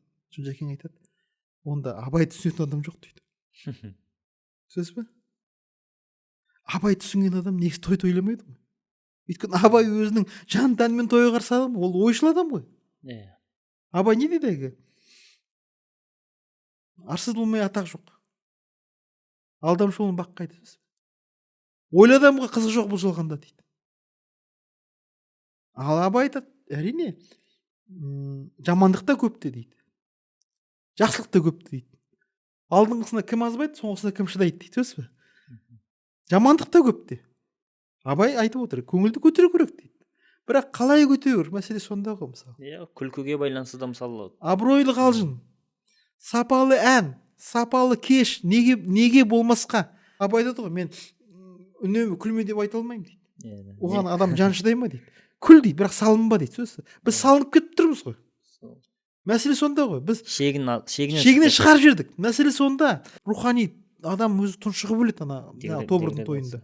Өте былай ойлы адамға қарасаңыздар, ойшыл адамдар да тойға бару керек. Бірақ сіз ойлаңыз, ол тойды өткізудің мәдениетін, сапасын көтеретін уақыт келді. Ең басы мынау дырылдаған музыканы құрту керек. Ең жауы бұл жаңағы даңғаза музыка. Оның орнына классикалық музыка қойып болса өзі. Мысалы, скрипкамен бір адам шақырсаң болады. Домбырамен, қобызбен, мысалы, Қорқыттың күйлерін тартып отырсын, мысалы, нелерде, Тәттімбеттің, Тоқаның күйлерін тартсын, мысалы, Тәттімбеттің күйлері қандай, мысалы, Саржайлауы қандай, мысалы, адамды ойға жетелейтін, мысалы. Тойда ой болмайды дейді, неге оны ойлы қылып жасамасқа? Неге соны жасамасқа дейсіз? Неге жасамасқа? Ойлы тойды. Мысалы, адамдар неге қуанбасқа, мысалы, мына тойдан біз тек қана көңіліміз тойып қайтты. Той ол тек қана, той деген ол тек қана қарынның тойы емес, ол көңіл тойып қайту керек адам. Қазақ сонда айтады, тойға барсаң, тойып бар дейді. Яғни қазақ тойға тамақ ішу үшін бармаған. Енді ашылып жатыр. Тойға барсаң тойып бар. Тойға барсаң тойып бар, бар шаруаны қойып бар дейді. Өйткені сен тойда көңілді тойдырасың. Рухани азық алу үшін барсын деп тұр ғой. Сондан осы мәселені біз қазір реттеуіміз керек. Қазақ тойға ешқашан тамақ ішу үшін бармаған. Өйткені былай қарасаң, негізі логикаға қайшы да, тойға сен тойып барасың, бірақ тойда дастархан тамақ толы. Сонда бұл жерде былай ғой, бұл жерде мындай мәселе. Сіздің айтқаныңыздан барып ашылып жатыр. Сен ол дастархан тұрсын, бірақ сен тойып барғаннан кейін сен ашқарақтанбайсың, сен абыройын жоғалтпайсың. Аш адамда ақыл болмайды ғой. Мысалы, сен адамдармен сөйлесіп, ақылдасып, сәлемдесіп, кеңесіп, неге тойып бардың ғой? Өйткені сен өзің неңді сақтайсың, қадір қасиетін адамдық. Аш барсаң, сен жаңағыдай аран ашылып кетіп, абыройынан айырыласың. Ол да бар. Және бұл жерде ашық айтып отыр ғой. Қазақ тойға барсын тойып бар дегенде, қазақ тойға тою үшін, көңілді тойдыру үшін барады деп отыр. Бүйтіп қарайтын болсақ, мысалы, тойдың енді шығынын азайту деп қалдық қой бағана. Тойға барсан тойып бар дейді. Барлық адам негіз тойға қарнын тойдырып, көңілін тойдыруға баратын болса, онда әспеттеп дастарханға да көп шашылудың, шығындалудың қатты қажет жоқ сияқты. Дастархан тұрсын, дастархан жоқ, енді қарапайым болса мысалы. Бұл жерде мәселе мында ғой. Интенция өзгеру. Интенция дегеніміз ойлаудың бағыты өзгеру керек. Егер адам тойға көңіл көтеруге баратын болса, ол той иесінен сұрайды. Сұраныс түседі. Қазіргі кезде халықтың сұранысы төмен болғаннан кейін дастарханмен ғана шектеліп, жаңағы қарынмен ғана шектеліп қалдық. Қарынның әңгімесі болып кетті. Қарынның әңгімесі, сосын жаңағы ыржаң қылжаң ит мінез. Арзан әзіл. Біз халықтың сапасын түсіріп жүрдік. Сұраныс күшті болу керек. Яғни қазір аш адам жоқ қой, мысалы. Қазір аш адам жоқ. Әрине, тамақта болсын, қымызда болсын, шұбатта болсын, бірақ акцент дейді ғой, басымдылықты, назарды руханиятқа қарай аудару керек. Халықты біз тәрбиелеуіміз керек. Той тәрбие құралы. Негізі бір тойлар бар, мысалы, жақсы той басқарушылардан кәдімгідей құлақ құрышын қанып қайтады. Өйткені Мәшһүр атамыз айтады ғой, адам баласы дүниеге дейді, құлақ сүйсінерлік сөз есту үшін келеді. Егер жаңағы той басқарушы, мысалы, құлақ сүйсінерлік сөз айтып тұрса, несі жаман оны? Өте керемет. Оның несі айып? Жақсы ғой, сен халық тәрбиелеуің керек. Ол үшін сен өзің тәрбиелі болу керек бірінші.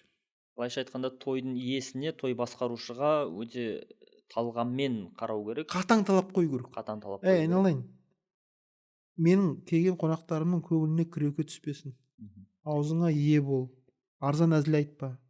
Бір арзан әзіл дегенде бір оқиға ойыма оралып отыр. Осыдан 7-8 жыл бұрын бір тойда отырмыз. Жаңағы той басқарып отқан жігіт ортаға бір әйел кісіні шақырды.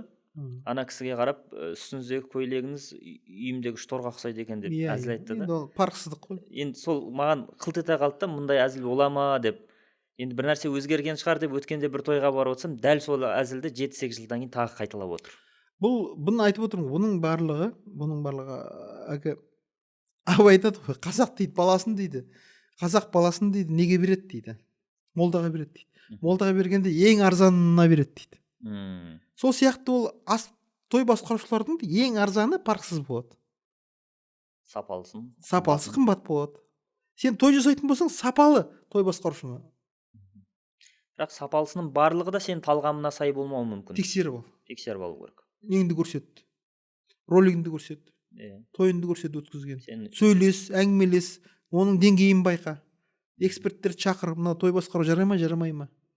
Тіпті мысалы той басқаратын адамды оқыт бір жұма бұрын, кәдімгідей тренерлерді шақырып оқыт. Өзіңіздің ішкі жан дүниеңіздегі өзіңіз қалайтындай тойды жасау үшін әрине ол қазақта сөз бар, жаман үйді қонағы басқарады. Жаман үйді, сен жақсы үй болсаң, сен тойды өзің басқаруың керек, сен дегенде болу керек. Сонда мен айтам ғой, той деген не? Той дегеніміз, тойдың қалай өтуі, ол той иесінің бейнесі ғой. Той иесінің деңгейі төмен болса, той төмен өтеді. Ал енді қашан тойлау керек, қандай тойлар тойлау, ол басқа мәселе. Оған да ішкі мәдениет керек. Мысалы, халықтың жағдайын ойлау керек. Осы мен жасап отырмын тойды. Сосын көп не айтады деп көптің ыңғайына жығудың қажеті жоқ қазір. Ол надандықтың белгісі. Абай айтады ғой, көп айтса көнді, жұрт айтса болды, әдеті надан дейді. Неге біз көптің, мысалы мен той жасаған келмейді. Көп мені кінәлай берсін. Ең бастысы сен Алланың алдында, арыңның алдында, ақылыңның алдында сен дұрыс болса болды. Сосын адам ойланады, бұл неге той жасамайды? Мен неге тырқ еткенге той жасаймын? Үлгі болу керек та адамдарға.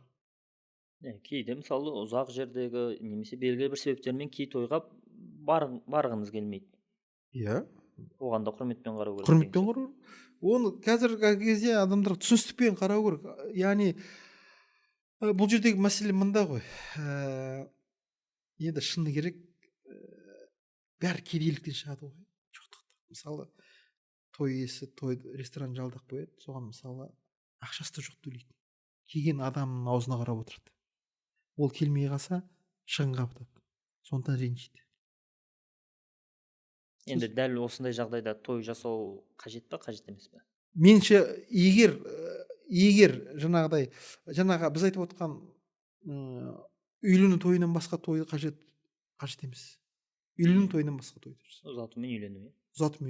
Мысалы 60-қа, 70-ке, 80-ге жай өз туысқандарыңды шақырып, көңілінде білдіріп, мысалы ана жолы бір жігіт айтты, ана жігіт айғайлап сөйлейтін жігіт бар ғой, сол жігіт бір жігіт, мысалы дұңғандар сөзіғанда дейді, тойға келгендер дейді, мысалы жас отбасынан мысалы өздері дейді, жаңағыдай шамасынша келіп ақша кеп береді дейді, жаңағыдай көтеріліп кетсін деп демеп дейді.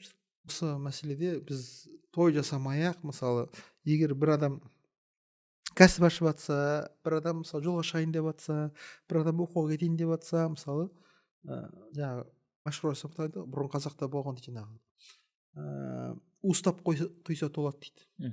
Уыстап көмектесу керек. Ол міндетті емес. Тойға шақыру, мысалы шамаң келгенше көмектес. Уыстап құйса толады, мұштап қойса өледі дейді. Мұш деген жұдырық екен. Сонда мәшһүр айтады, 19 ғасырда. Қазір дейді, сонда сол кезде жойылған екен бұл. Жаңағы халықтың бірлігі, жаңағы халықтың жаңағы бір-біріне деген ынтымағы сол кезде жойыла бастаған екен 19 ғасырда. Сонда қазір уыстап құйса толады деген жоғалды дейді. Тек мұштап қойса өледі деген ғана қалды дейді.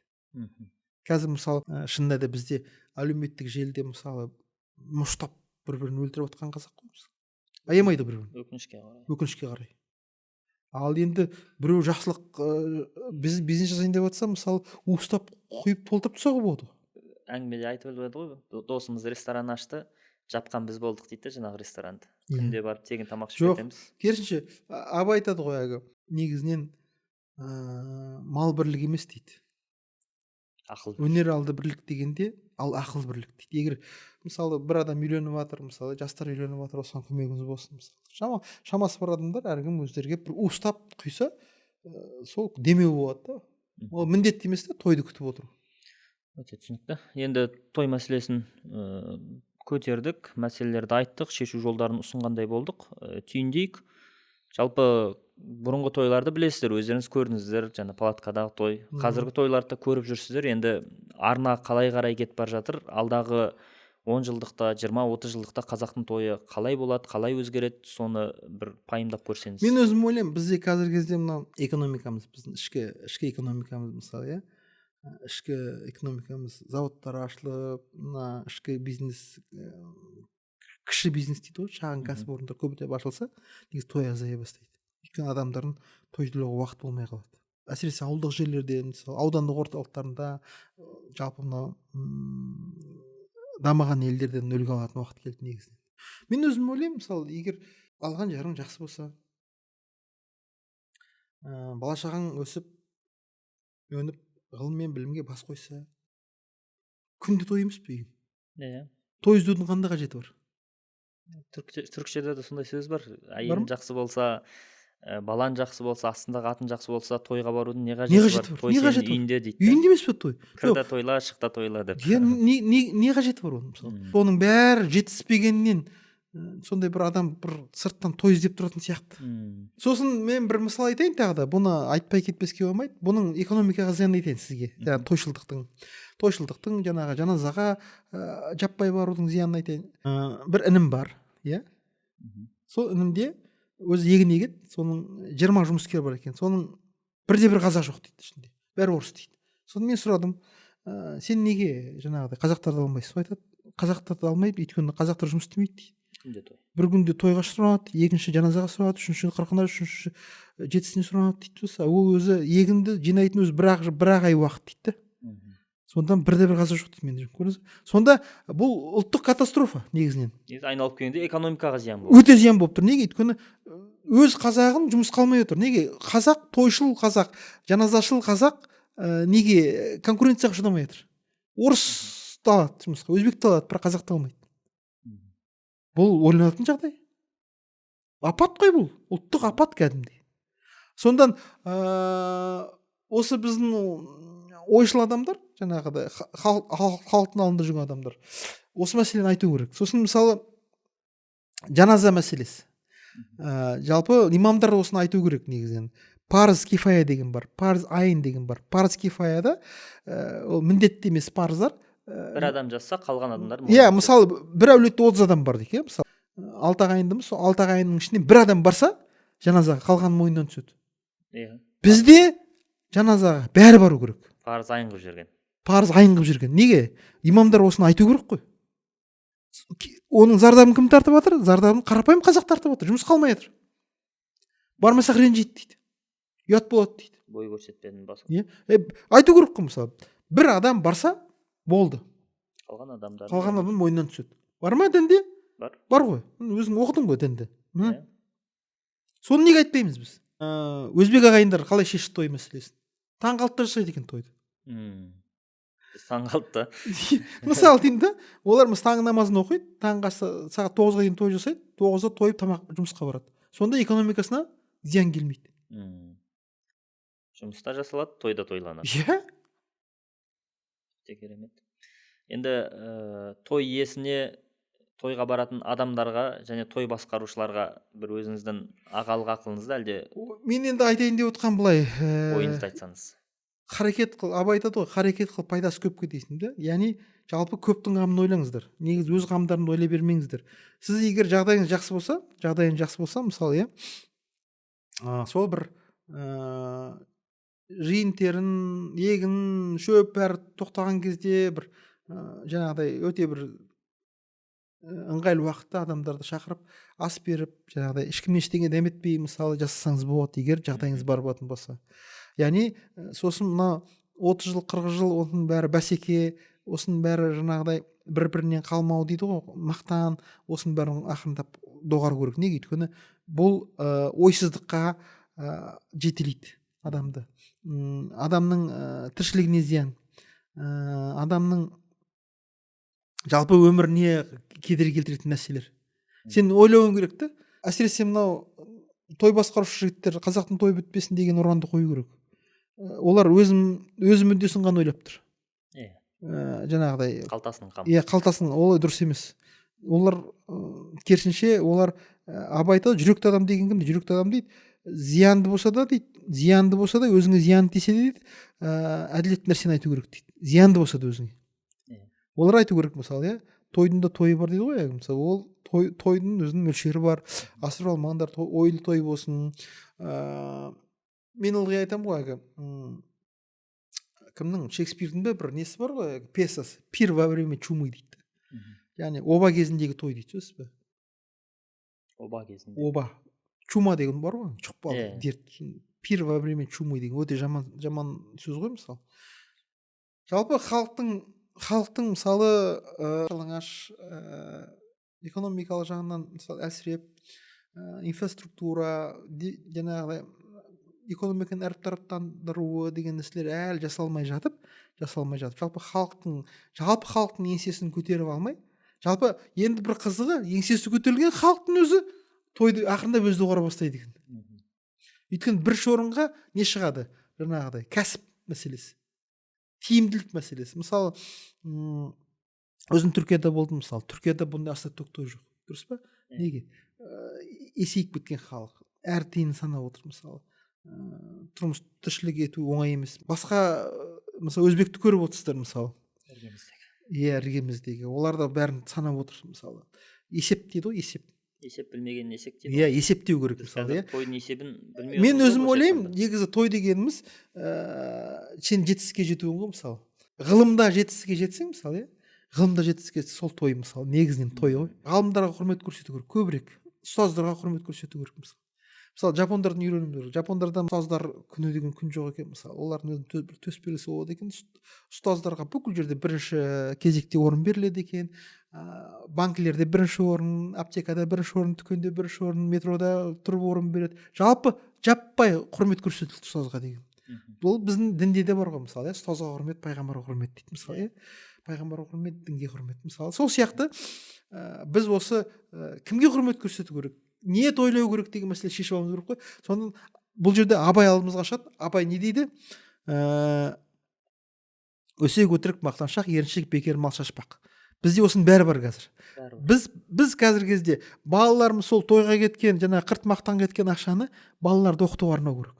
Абай айтады ғой, иттікпен мал тапсаң да, сол малыңды балаңды оқыт дейді. Балаңды өзіңді ит болып кетпес үшін дейді. Ит болып қалмасын десең дейді, балаңды оқыт, малды аяма дейді, сөзсіз бе? Сонда ар жағынан мындай ой қылтияды, сонда иттігін кешіріледі деп отыр Абай. Анау малыңды баланы оқытуға жұмса дейді. Ғылым білімге қарай баланы итермеле деп отыр. Сонда Абай айтады, біздің қазақ дейді, біреудің аты дейді, озып кетсе өлердей қуанады дейді. Сонда өзінің аты емес дейді. Біреудің балуаны дейді, жеңсіз оған қуанады дейді. Сонда мен ойлаймын дейді.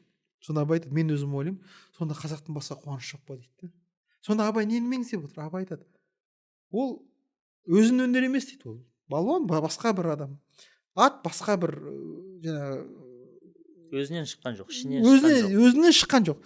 Сонда Абай айтады, қашан қуану керек? Сен өзіңді жетілдіріп дейді, өзің ішкі потенциалыңды ашып, Құдай салып берген, Құдай беріп қойған қасиеттеріңді ашқан кезде ғана тойла деп отыр ғой Абай. Оны тек қана ғылым ашады дейді.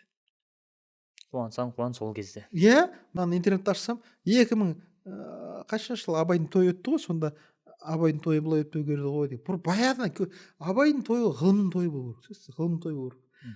Ахметтің тойы, Міржақыптың тойы, Алаштың тойы. Ғылымның тойы болу керек.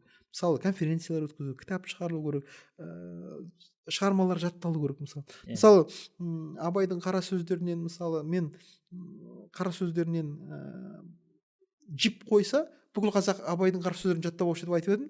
Соны жақында мына мен қуанып отырмын, мына Нұра ауданында, осы Қарағанды облысының жаңағы Құлаөтпес деген ауылда Баятар деген ата ас берді аталарына. Сонда сол жігіттер бірінші рет жаңағыдай менің идеямды екеуміз неде отырып айтып едік қой, Өскеменде отырып па, сол идеяны қағып алып жүзеге асырды. Қомақты қаржы қойып Абайдың қара сөздерінен жарыс өткізді, мысалы аталардың асында. Мен сондай, мысалы, осылай болу керек қой негізінен. Сол кезде мысалы қаншама жастар мысалы Абайдың қара сөздерін жаттап келген. Олар мысалы айтады ғой Абай, бала өзі ғылым білімді өзі деп таппайды, оны не алдаумен, не зорлықпен үйір қылу керек. Сонда ол алдау ғой. Мысалы 1 миллион теңге бердің балаға, есесіне мыңдаған бала қара сөздер жаттап алады. Олардың арасынан кейін мысалы ғалымдар шығады, кәсіпкерлер шығады, инженерлер шығады, сөзсіз бе? Қара сөз ішке түскеннен кейін ол дән сияқты болып. Иә, өз жемісін бере бастайды. Сонда мен ылғи айтамын, жігіттер, малдарыңды мақтан үшін бәйгеге шашпаңдар. Абайдың қара сөздеріне шашыңдар. Кейін жемісін береді. Абай айтады ғой, той болсын дейді, бірақ тойға салынбаңдар дейді. Мәселе біз тойға салынып кетіп тұрмыз ғой. Салыну деген білесіз бе? Иә. Ол жаман нәрсе. Абай айтады, той жақсы нәрсе дейді, бірақ әр жақсы нәрсенің өлшемі бар дейді. Өлшемнен асырса боғы шығады дейді. Қазіргі уақытта дәл осы сәтте қазақтың тойының өлшемі негізі үйлену той мен ұзату той. Ынсап керек. Ынсап деген өзі шәкәрімде ынсап деген категория бар. Ынсап деген не? Ынсап деген ең әділ дейді. Не артық қылмайды, не кем қылмайды. Орынсызға істе қозғалмайды. Тойға қарсы шығу болмайды. Той деген қазақтың сакральды бір керемет ұғымы ғой. Бірақ оны қалай өткізу керек? Қалай мөлшерін асыра алмау? Нені тойлау керек, нені тойламау керек? Осыған ақыл керек кішкене. Бағыт бағдар беріп, иә, реттеу керек. Оны ақылмен реттеу керек. Өзі ақыл құсы адаспай аспандаса, жер бетінде айтады ғой, 7 қат көк жерден басқыш болып ғарышқа қол жеті қармаса. Сонда ақыл дейді, адаспай аспандаса, жер бетінде сыр қалмайды, одан таса дейді. Сөз шәкәрім айтады. Яғни сен ақылыңды жұмыс істетсең, мысалы біздің тойлардың бәрі ақылсыз тойлар ғой. Дүрмекпен жасалып жатқан тойлар. Тойларды ақылмен жасау керек. Қалай осы той келген жұртқа пайдалы болады? Ақылмен жасаса, ешқандай да бұның сөкеті жоқ. Ал ақылсыз тойлар, ол жаңағы ойлы адамдарға, өйткені көптің ішінде әртүрлі адамдар бар. Мысалы, Абай айтады, көптің бәрін көп деме, көп те бөлек. Көп те бөлек. Көп ит жеңіп, көк итті күнде жеме. Мысалы, көп иттердің ішінде көк иттер де бар ол тойдың ішінде. Олар зардап шегіп қайтады. Енді мүмкін болашақта осы екеуінің арасы ажыратылатын шығар. Соған келе жатырмыз қазір негізінен. Селекция дейді ғой. Іріктелу процесс жүріп жатыр негізінен. Жаңағыдай элитаның жаңағы дегдар адамдардың тойы бөлек болу керек негізінен. Түсінікті. Олай болса, той жайлы біраз әңгіме айттық. Осымен әзірге тоқтатайық. Мына түсірілімді жариялағаннан кейін халықтың пікірін білейік, кері байланысын көрейік. Соған қарай мүмкін тағы да тереңірек бойлап басқа мәселелерді көтеріп тойға байланысты айта жатармыз. Сіздің халыққа айтарыңыз бар болса? Енді халыққа айтарым, Абай айтады, Абайдың үйіне біраз адамдар жиналып отырады. Сосын Абай айтады, ер бір ара төледі дейді, ез күнде өледі дейді. Сондай сөз бар дейді. Сол сөздің шешуін ашыңдар дейді, айтыңыздар дейді. Шешендер жиналып отырады. Сонда біреулер айтады, енді ер иілмейді, ер емен сияқты, емен иілмейді, мұрт сынады дегенде ер бір ара төледі. Я, сонда сөз айтады. Бұның бәрі бұрыннан таныс нәрселер, маған жаңалық емес. Таппай отырсында сонда бір жас жігіт жұлқынып шығады алға. Мен айтайын Абайға, айт дейді. Сонда айтады, ер егіз дейді, еңбекті жалғыз екен дейді. Еңбексіз өткен әрбір күн ердің өлімі емес пе деп айтты дейді. Ез күнделет дегеніміз, ез деген кім? Өзінің мүмкіндіктерін жеріп алған адам. Ер егіз, сөз бе? Ол немен егіз ол? Өз еңбегімен егіз. Еңбекті жалғыз дейді, сөз бе? Сонда мен өзім ойлаймын, еңбексіз өткен дейді, әрбір күн ердің өлімі емес пе? Яғни шын мәніндегі біз күнде өлеміз ғой. Неге? Өз мүмкіндіктерін жеріп жатырмыз. мүмкіндіктермен бірге өзің өліп жатсың. Сондан ретімен тойды тойлау керек, бірақ негізгі бірінші еңбек ету керек. Еңбек етсең ерінбей, тояды қарның тіленбей дейді. Абай айтады. Сонда Абайдың осы сөзін негізінен жаңағыдай әр қазақ өзінің маңдайшасын жазып қою керек қой. Сенбе жұртқа тұрса да қанша мақтап, әуретеді ішіне қулық сақтап. Өзіңе сен, өзіңді алып шығар, еңбегімен ақылың екі жақтап. Болды. Адамды алып шығатын еңбек пен ақыл болды. Еңбек және ол ақылға негізделу керек. Сол кезде алмайтын қамалын, шықпайтын бегің болмайды өмірде. Ал Абай та жаңағыдай біреуден бірдеңе дәмету дейді, ол дейді адам сау, құлық сау, өнерсейіттің ісі дейді. Жалпы тойдан ақша дәмету ол өнерсейіттің ісі негізінен. Той тойласаң, асып тасып тойла. Ешкімнен ештеңе дәметпей бөліс халықпен. Бұрынғы байлар сөйткен. Мысалы, бұрынғы байлар кедейлерден ақша дәметкен жоқ қой, мысалы тойына шақырғанда. Бөлісті олар өзінің байлығымен. Баяжандар. Ақтанберді айтады ғой бабамыз. Жақсы болса баяжан дейді, айшын шалқар көлмен тең. Жаман болса сараңбай, ел қонбайтын шөлмен тең дейді. Сонда анау жақсы байлар бұрын бөліседі екен байлығымен. Сонда шалқар көл дейді. Одан құс та ішеді, ит та ішеді, ат та ішеді, жылқы та ішеді, таусылмайды екен. Құдай тағаланың ырзығы ғой, байлық. Бөліскен сайын көбейе береді.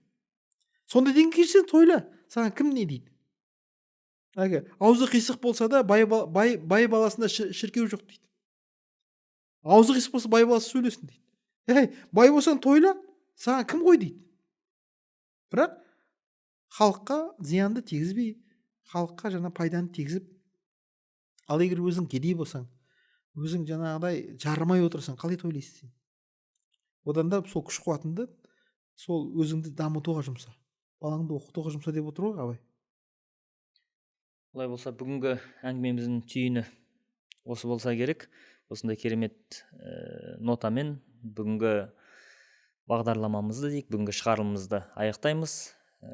Біздің арнамызға тіркелуді ұмытпаңыздар, және пікірге міндетті түрде осы тойға байланысты, осы шығарылымнан, осы айтылған ойлардан түйгеніңізді жазыңыз. Біз міндетті түрде оқып, алдағы уақытта келесі шығарылымдарда сол сұрақтарыңыз бар болса да жауап беретін боламыз.